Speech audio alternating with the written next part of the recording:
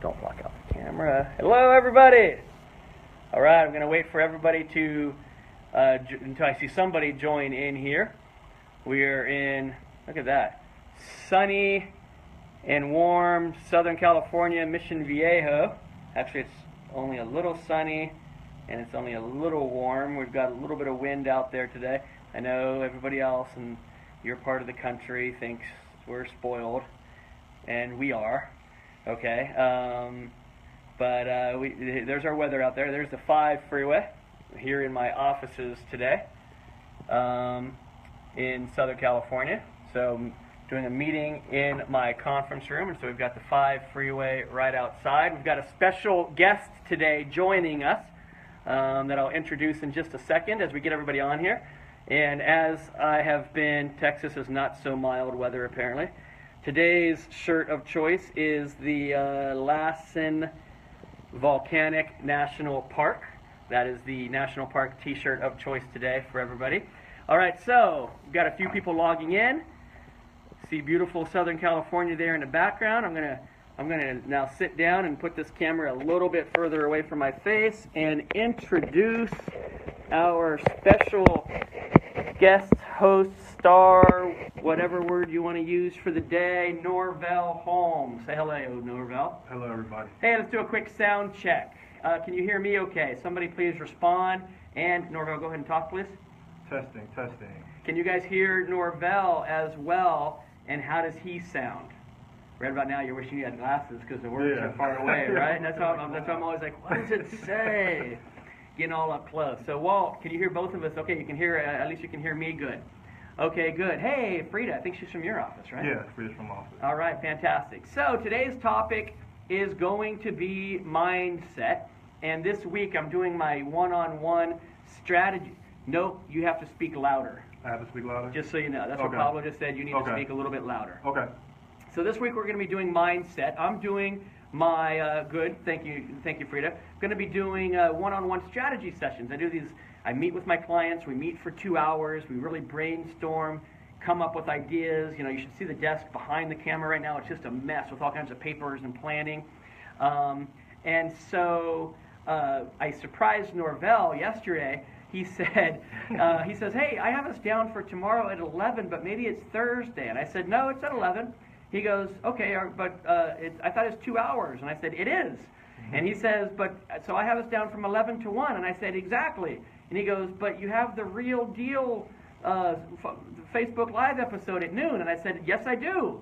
And I think right at about that point, he was like, but, oh, man, right? Like, I'm going to be on it. So I think he might have been here in a T-shirt prior to figuring out, like me, until you figured out that you're going to be on the show. Yeah, so then you got a little dressed up, right? Yeah. So today's topic is mindset. And this week with everybody that I've been meeting with, we've been doing some plans, some business planning. But my topic for a lot of the clients that I've been working with this week has been mindset, because it's so important, especially this time of the year. Sometimes of the year, mindset is easier to keep up, I believe, than at others.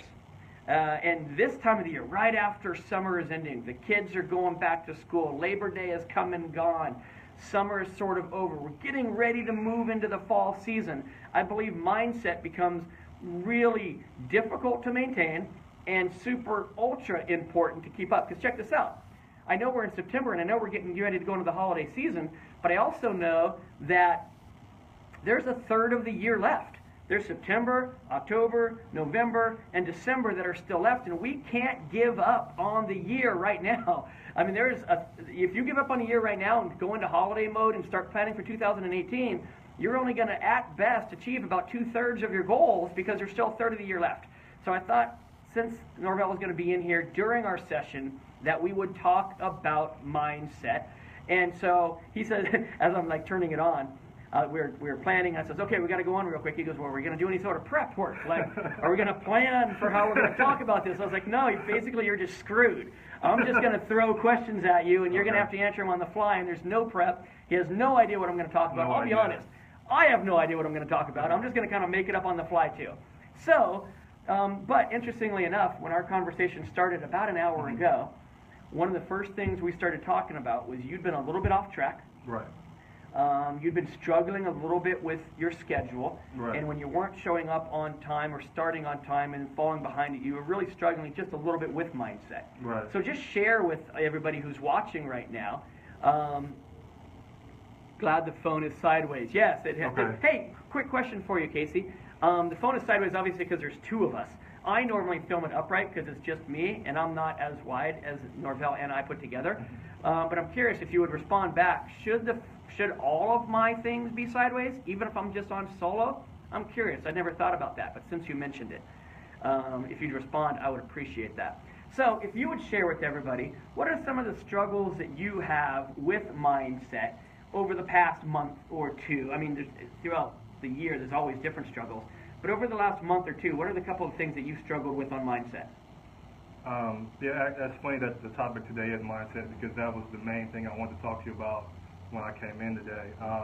I think for me right now, I've really been pushing hard this year, especially like the first and second quarter. And I feel myself starting to lose a little bit of steam. And then when that happens, you start to have like a little bit of doubt, a little bit, well, are you doing this the right way? A lot of that stuff starts coming into my mind as far as what's going on with my business.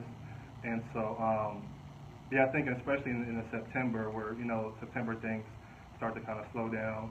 I think for most real estate agents, that happens a little bit more. And then it's really important for me, because I have gotten off track a little bit, to kind of reel everything in, to get back on track and make sure I'm doing the things that I was doing in the beginning of the year, because you start the year with so much energy and so much passion for your business, but you've been grinding so hard, you get to September, and sometimes you're on track, a lot of times I think a lot of you aren't, and that frustration can start to build up where you are making sure that you can kind of reel yourself in and start focusing on the things that you were focused on towards the beginning of the year to push through the end of the year. Okay. Yeah.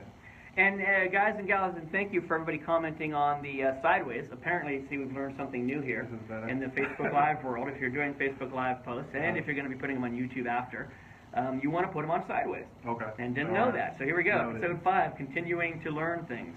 So thank you, everybody, for that. So as you have questions, I might not answer them right away, plus there tends to be a little bit of a delay, right? As you have questions for me or Norvell about mindset, please go ahead and type them in, and then we'll be able to glance over there and hopefully see them and then have them not escape from us. Okay, so real quick, also share with everybody just what your marketplace is. So if anybody ever needs a real estate agent in X, like if anybody ever needs a real estate agent down like the Gilbert, Arizona area, I believe that's Casey Galloway, right? If anybody ever needs I just see your name on the screen, Casey. And if anybody ever needs a real estate agent in Newport Beach, that would be like Pablo Renner, right? Because I see Pablo's name. So if anybody ever needs a real estate agent in X, what is that for you? My primary market is like the Inglewood, South Los Angeles, going to West LA area. Okay. Anything kind of like LA based, I can handle. Okay, so for most of you who aren't in LA, who are like, well, I don't know what a lot of that means, just LA. If you have anything in LA, let Norvell know, and he'll know why it covers it or not. Why is there a September mindset? And welcome, Laura. Why is there a September mindset? What do you mean by that, Casey? Why is there a September mindset? Like, why is it an issue? Or if you type on there for me real quick. So what are a couple of the tricks and tips as we get more questions coming in, Norvell, that you as an agent, because it's not any good hearing them from me, because everyone thinks, well, Dan, you've got a great mindset, so I can't replicate that. Whatever, you can, by the way. But from sort of just a traditional agent, normal person, just like everybody else, what are some of the tips and tricks that you have used when you, like you mentioned peaks and valleys earlier when we were talking privately, that you have used to work on your mindset, strengthen it, get it back? If you'd share with everybody kind of things that work for you. I think environment is really important. And one thing, I have a great group of people that I meet with on Mondays, and a lot of them are on this. Lucas, Frank, Elmer should be on this, or at least watching the live stream, just getting around a positive group of people that will push you, and just lift you up, when you're maybe not feeling as strong. And so that group, and also one thing I do also is I listen to a lot of audiobooks and a lot of like information on YouTube. I think you mentioned this on your book about the Mindset Gym. One thing recently I've started, which I listened to on the way up here, a great book by Phil Knight, Shoe Dog. And I think when I listen to books like that, someone who started really small, and had a dream to have this really big business, and kind of that you see all the pitfalls and all the obstacles that he faced in building Nike. I think that kind of brings me back to kind of just motivating myself, and just knowing that when you're trying to accomplish big, there's always going to be obstacles. Even the people that you see that are the greatest entrepreneurs in the world had huge obstacles to overcome. And so just like I said, the Mindset Gym, I do a lot of yoga, preferably hot yoga, and I feel like I every time I'm kind of consistent with my yoga practice, my mind, I'm thinking more clear, and also just more clear, and just my mindset is very strong. So I'd say, work out, listen to positive messages, read books, and also get around a great group of people. Okay. Couple things I forgot. If everybody right now, everybody who's watching, take a second, find that share button on your screen, and share it. Let's share the second half of this at least. So everybody right now, find that share button. Now, for those of you who don't know me in person or Norvell in person, the camera does some interesting things. We almost appear to be about the same size, right? I mean, somewhat similar to size. But, so for you to have an accurate portrayal of what Norvell looks like doing hot yoga, how tall are you? I'm 6'3". 6'3", and how much do you weigh?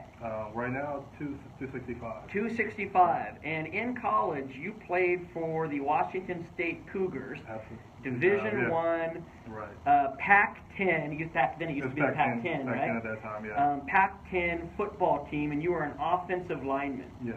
Now, I don't know if any of you watch football because we're in football season, but offensive linemen are gigantic.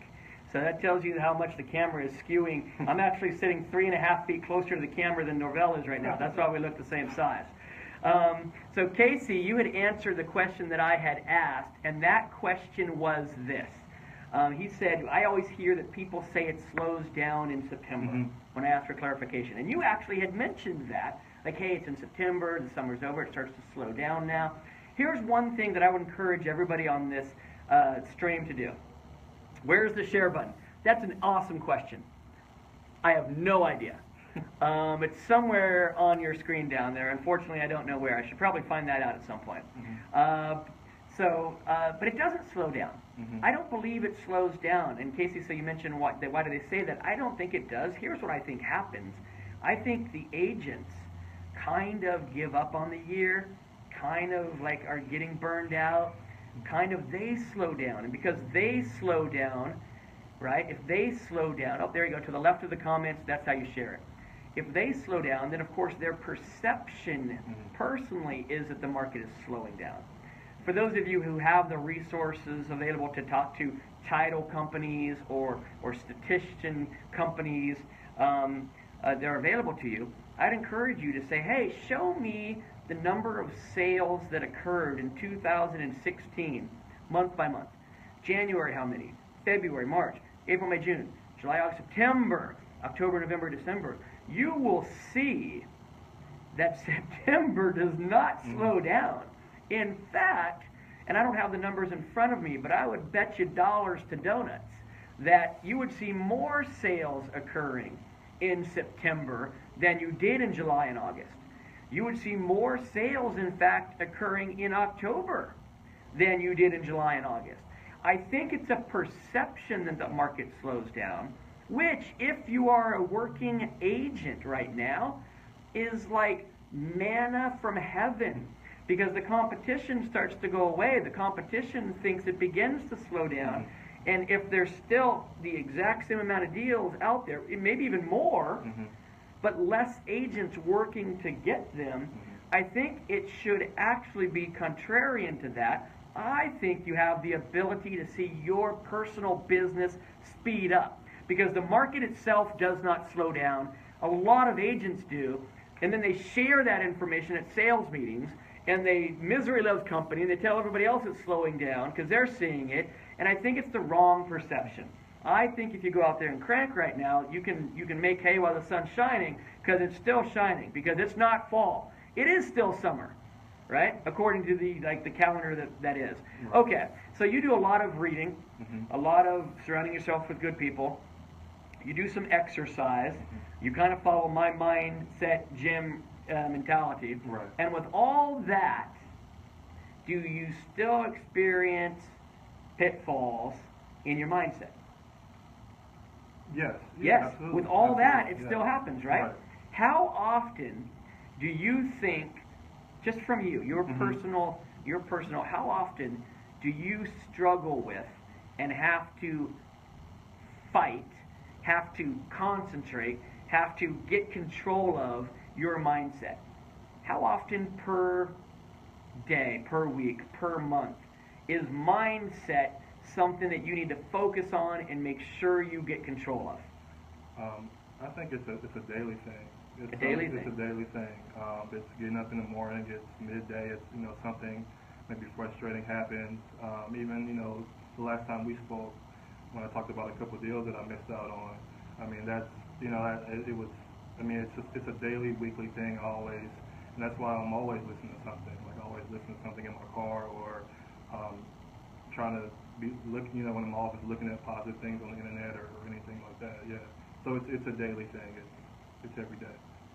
Lucas agrees. Lucas says it's a constant battle. Yeah. I would like everybody who's like, this is interactive. I don't want it to just be listening to Norvell, right? My new favorite saying, you guys know, is Facebook Live is about being interactive, is about interaction. And so I'd like everybody, I'm only here interviewing Norvell today. I'd like for Norvell maybe to get some ideas, and I'd like you to get some ideas that Norvell is not sharing.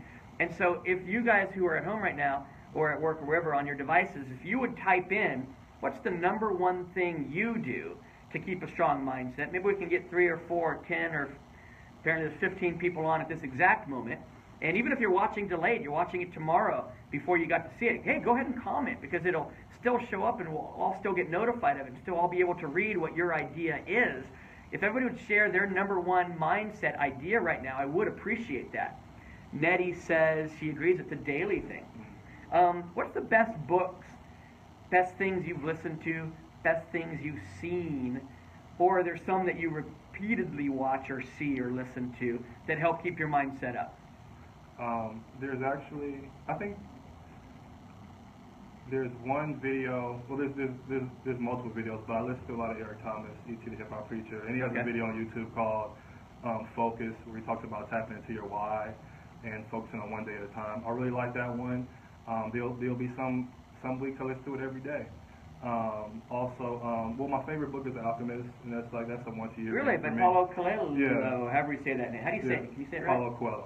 I can't say it right, apparently. Paulo Coelho. Coelho, yeah. Okay, The Alchemist, that's a good book. I mean, I haven't read it in a while, so I wouldn't even think of that as being a strong mindset book. Maybe I need to go back and read it. So tell me why. Well, it's my favorite book because it's the book that really started me. When I was traveling a lot, it's a book that I picked up, and it really started me on the path of really wanting to read a lot. But one thing in the book, I think the main character Santiago, he goes on this long journey, and in this long journey there's so many ups and downs that he faces where there's times where he wants to quit and go back home. And so I always kind of read that book as a refresher that I am on a journey. There are going to be things that don't happen exactly the way that I want them to happen, and there's going to be delays. And I always it really just kind of reminds me to stay focused on the path. And I mean, for me, that book it's like gold. I read it at least once a year. Anytime, sometimes I read it twice a year. If I feel like I need to pick me up, I'll read that book. Other than that, let me see. There was a book I read when I was just starting out with you that really helped me out. It was by I know some people on. Oh, excuse me, I hit that. Sorry. Camera's still there. I'm gonna get closer. There we go. All right. Frank Bedker. He was an insurance salesman back in the 1920s, and he read a book. I've lost. It's How to Succeed After Failure in Selling. It's something like that. And it was a book how he took his mindset from being very, very bad at selling insurance to be one of the best people in the country in his field. That's kind of the two books. Another book that you recommend, Richest Man in Babylon. A lot of like financial information in that book, but also just kind of the stories of some of the characters on like how Arcad developed himself and built himself into this great man in Babylon. A lot of like books like that is things that I like to read. I have a vision board that we did my accountability group. We put together vision boards. We had a workshop last December. We put together vision boards, and that's something that I look at every day, whether it's the type of trips that I want to take, family things, car that I want to own, that's right near my bed, so I look at that every day when I'm going and coming. That's a few things. I'm not sure is that what you're looking for. Yeah, that's good. A couple other books since we're talking about books, and I know some of you have been sharing books on here, which is great. And I've seen just a ton of you have been giving ideas, which is fantastic. For everybody else, you haven't been able to see it because it's too far away from us. Right. And I can't let you any closer because you're going to knock it over apparently. But so when you can watch it later, right, I'll go back and rewatch it and read everybody's comments to get some ideas, right? But other books are, and I saw somebody mentioned it, Peaks and Valleys. Peaks and Valleys. That's probably my favorite simplistic mindset book. Like it's the thinnest, easiest book to read that has a great story about the young man climbing a mountain to be up with the old wise man and learning and before going back into the valley. And that's the analogy for being at the peak of strong mindset, being in the valley where you're really struggling. And then, so that's the easiest book. And then the most difficult book ever written in the history of mankind that I think is good for mindset, that I use for mindset, is Atlas Shrugged by Ayn Rand, right? And it's like the thickness of 2 Bibles, like a really big book. But and the shorter version of that book would also be by Ayn Rand, which would be called The Fountainhead. And both of those books are about characters who are doing things the way they know they should be done, the way that are great, the way that they believe in, the way that they're passionate about, and everybody else is fighting them, and everybody else is trying to stop them, and everybody else, right? And both of those books, The Fountainhead is about a third of the size of Atlas Shrugged. For those of you who that book scares, you might want to go to The Fountainhead and read about Howard Rourke. And if you want to do Atlas Shrugged, then you can read about John Galt. But both of those books for me are, I read each one of them every so often. And yes, I read Atlas Shrugged every so often. Those are really good, bigger mindset books for me. That aren't along the lines of, some of you guys have written anything by Grant Cardone or in some of those great motivational people like Tony Robbins. I think that dude's got a few good motivational books. But if you're trying to get something that's not on that genre necessarily, Peaks and Valleys is small, fast, concise, and great. And then those books by Ayn Rand are things that I use. Change your questions, change your life. What time is it here? All right, we're doing good. We've got about 10 minutes left. All right, anybody, if you have any questions for Norvell and I, let us know right now. Go ahead and please type those in. And while we're waiting for those questions to come in, what has been, now that we've talked about how your mindset's down and how to get it back up, let's talk about when it is up. Things are going good. You got deals closing. People are like calling you up to say, "Hey, I want to list." And man, everything's just happening right now, firing all cylinders. Those are times that it's easier to keep your mind set up. And I'm wondering if you ever get into this. We kind of stop working on our mindset. Like when things are going so good, we don't work on the mindset anymore. Because it's just like, oh, everything's perfect in my life, and we don't work on it. And have you ever experienced that? And then all of a sudden, because you haven't been working on it, maybe it weakens. Right? It's like if you're on a diet. Like, man, I'm losing so much weight. I've been eating healthy for 2 months.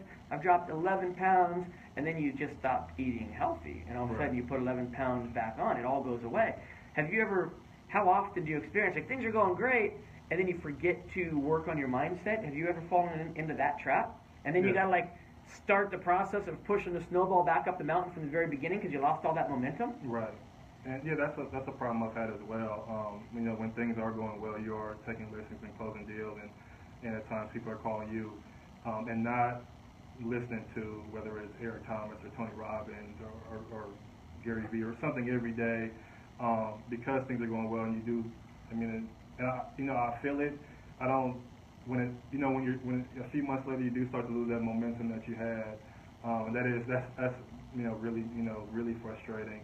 And that's something I'm still a work in progress, still working on when things are going good. To be continuing to listen, read the same books and listen to my information every day. I'm getting better at it, but I'd say it's night and day than it was maybe 3 years ago when we first started working together. Okay, all right. Hey, I'm looking and I haven't seen any questions come in, so.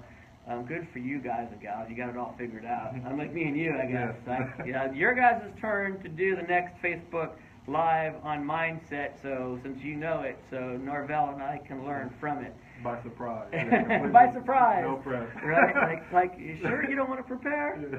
So, all right, well, let me see. We're kind of wrapping up. I think we're getting towards the end. It's crazy. I keep looking at my watch, and unfortunately, my watch is still set on Chicago time. I haven't changed it since I got back a couple of days ago, so I think we're about at the end, if I do my math right. Anything that you would like, any other one thing that you would like to share with those watching? Sorry, I just had to scoot up to read a little bit. Of like, okay, I got to go, but there's one piece of advice, even though I'm completely probably underqualified, we'll just get that sentence out of your way, to be giving advice on this. There's just one thing that I do that helps my mindset the best. Just like the one thing, and not like Billy Crystal from that movie where they were hustling or herding cows. What's the one thing? What's the one piece of advice that you would give to everybody as we wrap today up? It's difficult for me to say this to a lot of people because I know 99% of people are going to be like, what? Hot yoga. Hot yoga. So for you, so hot yoga / yoga / spinning / exercise / something. Why? I've done hot yoga. Yeah, I know and you did, it kicked my ass. I was like, I can't breathe. Like, I mean, so I could see, but as you get used to it, it probably helps. But so, what is that? Why would you say that kind of an exercise or zone out? Like, why? I think for me, it's two things. Well, actually, maybe three things, but I'll focus on two. When I go to a hot yoga class, say if I'm off track, if anything I feel is going right or off, I know that if I go to a practice, if I kind of just shut down and go practice yoga, it snaps me back into place. Okay. Other thing is if there's any type of, say if there's a question I'm worrying about something with a client or something in my personal life, and if I go into class with that thought on my head, for something like it happened to me last night, I forgot what it was for, but when I come out of class, it's like everything is clear. Like, no, you should do this. Like, I don't know, it's something about completing, I mean, and I'm sure people who do spin or work out in different ways, it's something about kind of shutting down your mind and focusing on one thing, whether it's breathing or just being in a hot room for 90 minutes. It just, once you're out the room, it helps you your thoughts are more clear. Okay. So. Good. Well, thank you very much for being the surprise co-host of episode number 5. So next week, we are going to be talking about, episode 6 is getting outside of your comfort zone. Okay. And you and I touched on that just about an hour and 20 minutes ago a little bit, right? So we're going to talk about that personally just a little bit more here. Getting outside of your comfort zone, that will be episode number 6. What great things can happen when you do that? Why are we so scared to do it? How do we do it? What does it mean? So if you all watching this would mark your calendars for next week at noon, that would be awesome. If you would tell others about it and share it, that would be awesome. Frida says making gratitude lists. She never knew about hot yoga. There you go. See, so we're all learning something new today. Like Norvell shared hot yoga with me. I went and did it. Almost died.